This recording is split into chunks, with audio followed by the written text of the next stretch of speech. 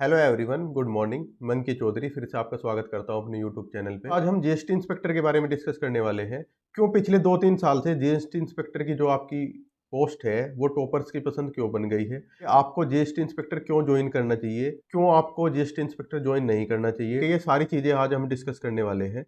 सबसे पहले हम डिस्कस करेंगे सिलेक्शन की, जीएसटी इंस्पेक्टर का सिलेक्शन कैसे होता है।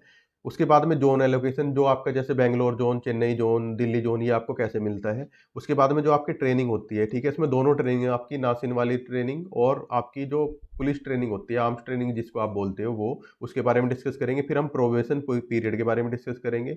फिर हम सैलरी के बारे में डिस्कस करेंगे कि जब आप as a GST inspector join करोगे तो आपके फर्स्ट सैलरी क्या आने वाली है। उसके बाद में हम डिस्कस करेंगे जो आपके डिफरेंट डिफरेंट अलाउंसेस होते हैं। यूनिफॉर्म अलाउंस हो गया, आपका चिल्ड्रन एजुकेशन अलाउंस हो गया, bag allowance, Diwali, CGHS, etc, ठीक है। उसके बाद में ये वाला आपका जो पॉइंट है, ये बहुत मेन पॉइंट है आपका, ठीक है। वर्क प्रोफाइल आपका क्या होता है, इसमें हम आपकी जो एग्जीक्यूटिव कमिश्नरेट होते हैं, ऑडिट कमिश्नरेट, कस्टम, डायरेक्टरेट, जब आपकी डिफरेंट डिफरेंट फॉर्मेशन में पोस्टिंग होती है ना, तो आपका रोल क्या होता है एज ए जीएसटी इंस्पेक्टर। जैसे आप डायरेक्टरेट, अगर हम बात करें, ईडी में भी आप जा सकते हो, सीबीआई में जा सकते हो, डीआरआई में जा सकते हो, ठीक है। ये सारी चीजें हम डिस्कस करने वाले हैं। इसके बाद में हम प्रमोशन और कैरियर ग्रोथ क्या हो सकती है जीएसटी इंस्पेक्टर की, वो डिस्कस करेंगे। फिर हम प्रोज, जो आपके एडवांटेजेस हैं, और लास्ट में हम डिस्कस करेंगे जो आपके डिसएडवांटेजेस हैं इस वाली पोस्ट के साथ में, ठीक है। तो चलिए बच्चों स्टार्ट करते हैं। जो आपका सिलेक्शन होता है बच्चों, वो होता है एसएससी सीजीएल एग्जामिनेशन के थ्रू। सीजीएल है आपका कंबाइंड ग्रेजुएट लेवल, इसको एसएससी के द्वारा कंडक्ट कराया जाता है। ज्यादातर बच्चों को इस बारे में आपको पता होगा। उसके बाद में सिलेक्शन जब आपका हो गया, तो जनरली अगर हम बात करें, जो आप यूआर कैटेगरी के कैंडिडेट्स होते हैं ना, उनको जीएसटी इंस्पेक्टर आपका 1600 रैंक से लेके 2000 रैंक तक आपका मिल जाता है, ठीक है। वो डिपेंड करता है बहुत सारे फैक्टर पे, वैकेंसी क्या है, ठीक है। जब आपका सिलेक्शन हो जाता है, आपका डॉक्यूमेंट वेरिफिकेशन हो जाता है, उसके बाद में आपके जोन एलोकेशन होते हैं, ठीक है। जोन आपका, जैसे सीबीएसई डिपार्टमेंट आपसे जोन प्रीफरेंस मांगता है, ठीक है, हर एक जो कि आपको कौन से जोन चाहिए, ठीक है। तो आप अपनी प्रीफरेंस देते हो। जैसे ये डिफरेंट आपके जोन है, बेंगलोर, भोपाल, भुवनेश्वर, चंडीगढ़, चेन्नई, आप देख लेना। ये वाली पूरी की पूरी पीपीटी बच्चों, ये पूरी की पूरी पीपीटी मैं अपने टेलीग्राम ग्रुप में डाल दूंगा, आप वहां से जाके डाउनलोड कर सकते हो। टेलीग्राम ग्रुप का लिंक आपको डिस्क्रिप्शन में मिल जाएगा। जब आपका जोन एलोकेशन एक बार हो जाएगा, आपको जोन सा भी जोन एलोकेट होगा, उसके बाद में क्या प्रोसेस होता है, उसके बाद में आप जब ज्वाइन करोगे, देखो आपकी फिर ट्रेनिंग होती है, ठीक। ये आपकी बेसिक इंडक्शन ट्रेनिंग होती है। इस ये आपकी 12 वीक्स की तो होती है नासिन में, नासिन जेटीआई। जेटीआई है आपके जोनल ट्रेनिंग इंस्टीट्यूट हूँ। उसके बाद में आपकी 12 वीक्स के बाद में आपकी 2 वीक्स की पुलिस ट्रेनिंग होती है। इसको हम आर्म्स ट्रेनिंग भी बोलते हैं। या तो इस ट्रेनिंग को आपको सीआईएसएफ कराएगी, या फिर जो आपकी स्टेट पुलिस एकेडमी होती है, ठीक है, वहां पे आपकी ये ट्रेनिंग होगी।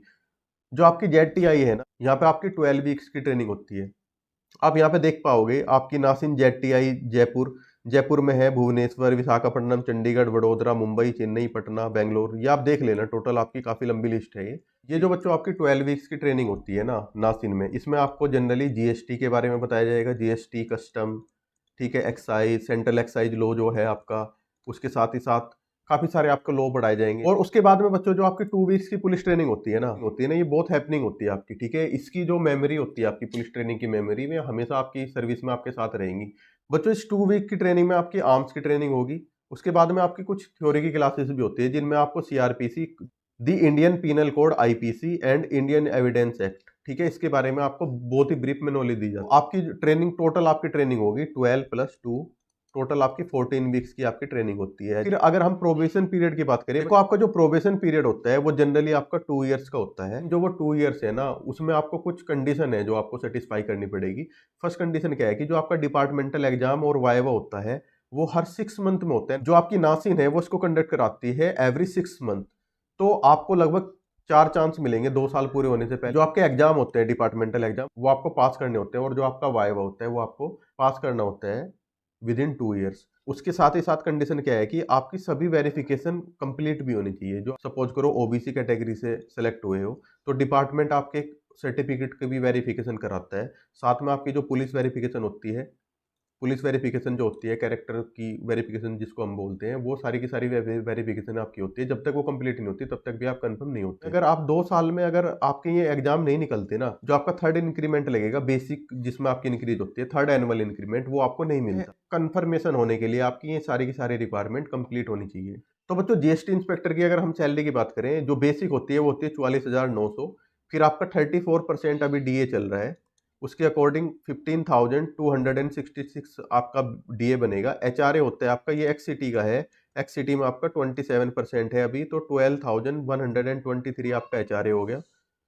फिर आपका जो ट्रांसपोर्ट अलाउंस होता है ये है आपका 4,824। उसके बाद में जो आपकी टोटल सैलरी बनेगी वो बनेगी 77,113 रुपीज। इसके बाद में इसमें कुछ डिडक्शन होते हैं, ये होता है आपका CGEGIS, ये होते हैं central government employ group insurance scheme, इसकी आपके 60 रुपीज कटते हैं। फिर जो आपका एम्प्लॉय टायर 1 है जिसको हम NPS बोलते हो, NPS का डिडक्शन कैसा होता है, जो आपका बेसिक है प्लस DA है उसका आपकी सैलरी से 10% डिडक्ट होगा, और इसी का 14% गवर्नमेंट अपनी तरफ से कंट्रीब्यूट करेगी आपके एनपीएस अकाउंट में। तो अगर हम बात करें जो आपका बेसिक और डीए है ना, उसका टोटल 24% आपका एनपीएस में हर महीने कंट्रीब्यूट होता है। और अगर आगे बात करें सीजीएचएस के आपके जो सेंट्रल गवर्नमेंट हेल्थ स्कीम होती है उसके आपके 650 रुपीज डिडक्ट होते हैं, तो टोटल आपके 6,726 रुपीज डिडक्ट होंगे। इनको इसमें से सब्ट्रैक्ट करने के बाद में ये आपकी नेट सैलरी बनती है बच्चों 70,386। ये आपकी इन हैंड सैलरी मिलेगी जब आप ज्वाइन करोगे। इसके साथ में अगर हम ये जो 4% डीए अभी इंक्रीज हुआ है उसके 2000 ऐड कर लें तो आपको अभी सैलरी मिलेगी, अगर आप आज ही ज्वाइन करते हो तो 72,386 रुपीज इन हैंड। और अगर हम ये जो आपकी टोटल सैलरी है ना बच्चों, आप देखो कि आपको आपको सैलरी टोटल मिल रही कितनी है, जितने आपके सारे बेनिफिट्स अगर उनको सबको आप ऐड करोगे, ये आपकी टोटल सैलरी है। इसमें आप जो आपका गवर्नमेंट कंट्रीब्यूशन है जो मैंने अभी यहाँ पे बताया है 14%, अगर ये 14% आप 9,417 ऐड करते हो तो टोटल फिलहाल आपकी ग्रोस सैलरी है सब कुछ मिला के 86,529 रुपीज, प्लस जो आपका डीए बढ़ रहा है, ठीक है, उसके लगभग 2200 अगर ऐड करते हो तो टोटल सैलरी आपकी बच्चों 89,000 के आसपास पहुंच जाती है। ठीक है, तो बहुत अच्छी सैलरी मिलती है जीएसटी इंस्पेक्टर को। ठीक है, ये आपकी सैलरी होगी। उसके बाद में हम डिस्कस करते हैं बच्चों जो आपके बाकी अलाउंसेस आपको क्या क्या मिलते हैं। एक आपको यूनिफॉर्म का अलाउंस मिलता है जो आपको जुलाई के मंथ में मिलता है पर ईयर। ठीक है, तो यूनिफॉर्म को ये आपको 10,000 रुपीज मिलते हैं पर ईयर। उसके बाद में चिल्ड्रन एजुकेशन अलाउंस मिलता है, ये मिलता है आपका 27,000 पर child, maximum up to 2 child के लिए, ये पर ईयर मिलता है आपको 27,000 पर ईयर। उसके बाद में 3500 आपको बैग अलाउंस मिलता है, ये वंस इन 3 ईयर मिलेगा, 3 साल में एक बार आपको ये मिलेगा।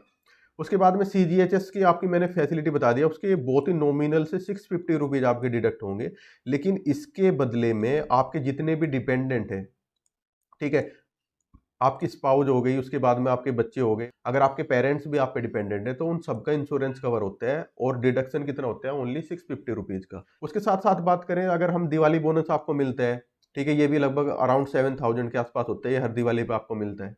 ठीक है, तो बहुत सारी फैसिलिटी गवर्नमेंट देती है जीएसटी इंस्पेक्टर को। देखो अब करते हैं काम की बात, work profile of A GST inspector. अब जीएसटी इंस्पेक्टर का वर्क प्रोफाइल क्या होता है, देखो जीएसटी इंस्पेक्टर की इन सारी फॉर्मेशन में पोस्टिंग होती है। एक होता है आपका एग्जीक्यूटिव कमिश्नरेट, एक होता है आपका ऑडिट, फिर होता है आपका कस्टम, फिर होता है डायरेक्टरेट्स, और फिर होता है आपका डेपुटेशन। अब दोनों में डिफरेंस क्या है ये मैं आपको अभी बताऊंगा। बच्चों जो आपका एग्जीक्यूटिव कमिश्नरेट होता है उसमें आपकी डिवीजन होती है, रेंजेज होती है, उसमें आपके बहुत सारे सेक्शन होते हैं, लीगल, R&T, कंप्यूटर सेक्शन। उसके बाद में आपकी फिर रेंजेज होती है। ठीक है, ये आपकी बेसिक स्ट्रक्चर है किसी भी कमिश्नरेट की। रेंज सबसे छोटी फॉर्मेशन होती है। बच्चों अगर हम रेंज की बात करें तो रेंज का हेड होता है आपका सुपरिटेंडेंट। जब आपका फर्स्ट प्रमोशन होगा ना तो आप सुपरिटेंडेंट बनोगे तो आप एक रेंज को हेड करोगे।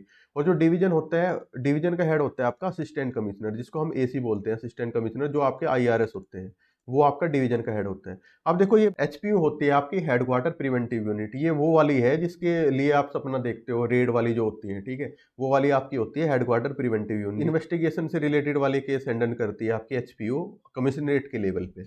उसके साथ में अगर हम बात करें जो आपका ऑडिट कमिश्नरेट होता है ना, ऑडिट कमिश्नरेट में ग्रुप होते हैं और सर्किल होते हैं। अगर हम इन दोनों को कंपैरिजन करें तो ग्रुप को आप रेंज के इक्विवेलेंट मान सकते हो और सर्किल को आप डिवीजन के इक्विवेलेंट मान सकते हो। ग्रुप का हेड सुपरिटेंडेंट होता है और सर्किल का हेड आपका असिस्टेंट कमिश्नर होता है।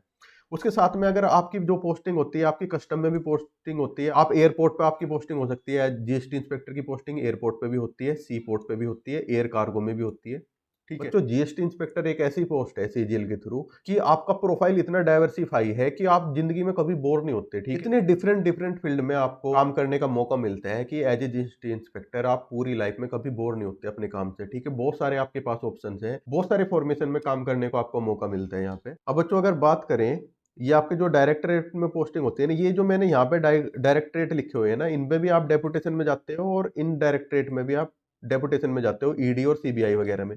लेकिन ये वाले जो डायरेक्टरेट है ना, DRI, DGGI, DG सिस्टम, नासिन, ये वाले हमारे डिपार्टमेंट ऑफ रिवेन्यू के खुद के डायरेक्टरेट्स हैं, जैसे डीआरए होता है, directorate of revenue intelligence, DGGI होता है, director general of GST intelligence, फिर आपका डीजी सिस्टम होता है, नासिन होता है। देखो अगर आपका थोड़ा सा एकेडमिक की तरफ आपका इन्फ्लुएंस है तो आप नासिन में जाके जॉब कर सकते हो डेपुटेशन पे।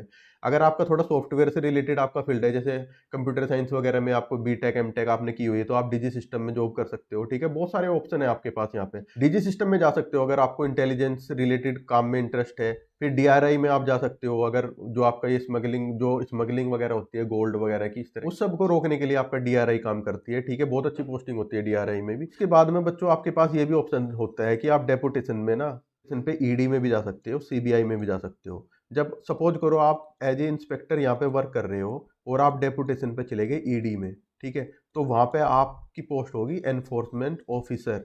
ठीक है, जो आपकी 4800 ग्रेड पे की पोस्ट होती है। जब आप सीजीएल से सेलेक्ट होते हो ना तो आप असिस्टेंट एनफोर्समेंट ऑफिसर लगते हो 4600 ग्रेड पे। लेकिन जब आप डेपुटेशन पे एज ए इंस्पेक्टर आप काम कर रहे हो सीबीआईसी में और डेपुटेशन पे आप जा रहे हो ईडी में, तो आप जाओगे 4800 ग्रेड पे की पोस्ट पे। अगर आपकी सर्विस 2-3 साल की हो गई, ये रिक्वायरमेंट है, मिनिमम आपकी 2-3 साल की सर्विस होगी तो आप 4800 पे चले जाओगे वहां पे। उसके साथ में अगर सीबीआई में बात करें तो सीबीआई में जब आप जाते हो डेपुटेशन पे तो तब भी आप 4800 ग्रेड पे की पोस्ट पे जाते हो, तो आप एक हायर पोस्ट पे जाते हो डेपुटेशन पे। फिर बच्चों अगर हम प्रमोशन की बात करें ना तो आपने एज ए इंस्पेक्टर ज्वाइन किया, जनरली क्या होता है आपका 5 से 7 साल में आपका फर्स्ट प्रमोशन हो जाता है। ये डिपेंड करता है zone to zone. 5 to 7 years में आप सुपरिटेंडेंट बन जाते हो। उसके बाद में असिस्टेंट कमिश्नर बनने में जनरली 12 to 15 ईयर्स लग रहे हैं, लेकिन अभी नए आरआर आने वाले हैं, कार्डर रिस्ट्रक्चरिंग होने वाली है सीबीआईसी डिपार्टमेंट में, तो जब वो हो जाएगी उसके बाद में ये प्रमोशन आपके थोड़े और फास्ट हो जाएंगे। फिर असिस्टेंट कमिश्नर जब आप बन जाते हो, आप आईआरएस बन जाते हो, उसके बाद में हर एवरी 4 ईयर्स आपका प्रमोशन होता है। तो जब आप इंस्पेक्टर ज्वाइन करोगे तो ये वाले स्टार होते हैं आपके गोल्डन कलर के 3 स्टार। जब आप सुपरिटेंडेंट बनते हो तो आपके स्टार सिल्वर कलर के हो जाते हैं। जब आप असिस्टेंट कमिश्नर बन जाते हो तो एक नेशनल एम्बलम और साथ ही एक स्टार आपका आपके शोल्डर पे आपको मिलता है। ये जो आपके एडवांटेजेस हैं, देखो मैंने आपको पहले ही बताया, बहुत ही हेल्थी वर्क इन्वायरमेंट है जीएसटी इंस्पेक्टर का, बहुत इंटरेस्ट आता है काम करने में।